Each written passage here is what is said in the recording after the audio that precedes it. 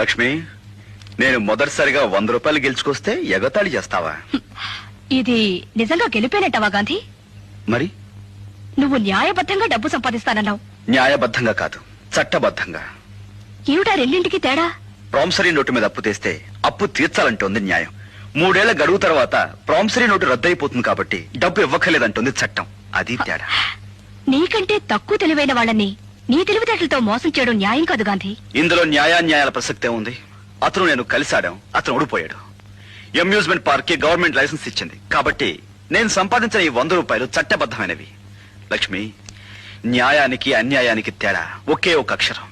అసలు ఏది న్యాయం? ప్రభుత్వం లాటరీలు నిర్వహించడం న్యాయమా? గుర్రపందాలు ఆడించడం న్యాయమా? కడుపు కోసం పడుపుృతి చేపెడితే జైలు పెట్టే ఈ ప్రభుత్వం డబ్బున్న వాళ్ళ అమ్మాయిలతో క్యాబులు ఆడిస్తే లైసెన్స్ ఇవ్వడం న్యాయమా? బయట పేకాడితే న్యాయం, అదే క్లబ్బులు అయితే న్యాయం.